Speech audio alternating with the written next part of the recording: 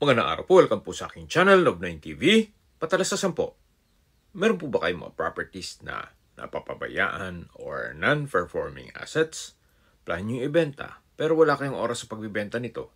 Kung ito'y pagkakatiwala nyo po sa amin, tawag lang po kayo sa aking numero, usap po tayo, gawa ko po ng video for free. Yes, libre po, wala po kayong babayaran. Tutulungan pa namin kayong mabenta ang inyong property. Kami na po bahala sa marketing, sa boosting or paid ads. Even sa tripping, hindi na po kayo mapapagod sa pag-entertain ng mga buyers. Kami na po bahala sa lahat. Tawag lang po kayo. Nandito po tayo ngayon sa Camaya Coast, dito sa Maribeles, Bataan, kung saan meron po tayong bagong video presentation. Isang residential property na may lot area na 366 square meters. Ito po'y titulado, buhay po ang may-ari, kaya wala po kayong magiging problema sa documentation o sa transfer ng title. Napakatahimik po ng lugar, sariwa ang hangin, at sa klima naman po, banayad lang. Hindi naman po siya ganun kainit at hindi naman ganun kalamig. Ito po ang frontage ng lupang binebenta. Regular cut naman po siya, kaya usable po lahat, wala pong masasayang. At meron pa pong overlooking view sa dagat. At hindi lang po doon, ito po'y accessible ng ferry boat mula Seaside, MOA Terminal. At meron pong project ang ating gobyerno na Bataan Cavite Interlink Bridge. Kaya mas mapapabilis na po ang biyahe mula Cavite to Bataan. Mga 40 minutes drive once na natapos na ito. Pero sa ngayon po, ito'y accessible by land via ECTEX. Then, accessible din po ito by air. Gawa ng meron na pong ongoing construction ng Camaya Pad o airstrip. At dito po sa loob ng Camaya Coast, meron pong mga restaurants, may golf course, may hotel, water theme park, at marami pa pong iba.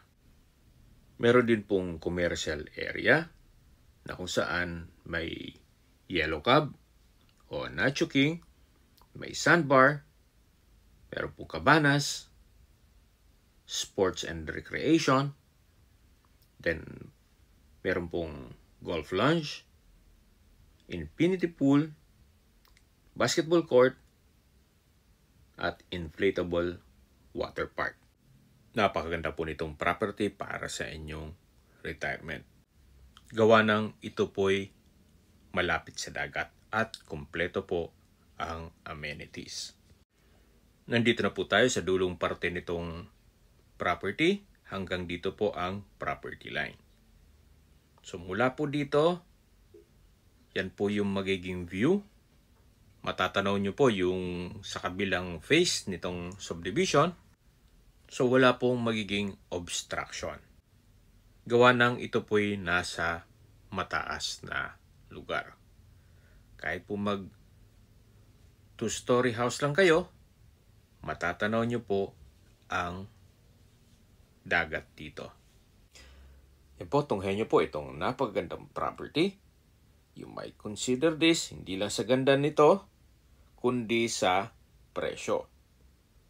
Binebenta po ito ni owner below market value.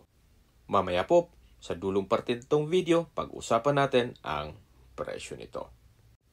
Habang pinagmamasdan niyo po ang kapaligiran nitong subdivision, pag-usapan na natin ang distance, location at travel time. Mula po sa bayan ng Maribeles, ang distance is 18.6 kilometers at ang travel time is 25 minutes. Kompleto na rin po doon, gaya ng public market, convenience store, remittance center, drugstore, banks, schools, church, at hospital. Yan po yung lagi kong binabagit sa inyo na dapat nyo i-consider sa paghanap ng property, yung meron pong malapit na hospital. Hindi ko naman po sinasabing sakitin kayo. Yan naman po ay for emergency purpose lang naman. At malapit na rin po doon ang Maribeles Ferry Terminal. Mula naman po sa Subic Bay Freeport, ang distance is 79.4 kilometers at ang travel time is 2 hours and 10 minutes. Mula naman po sa Clark International Airport, ang distance is 139 kilometers at ang travel time is 2 hours and 30 minutes. Mula naman po sa Manila, ang distance is 204 kilometers at ang travel time is 3 hours and 46 minutes by land po yan.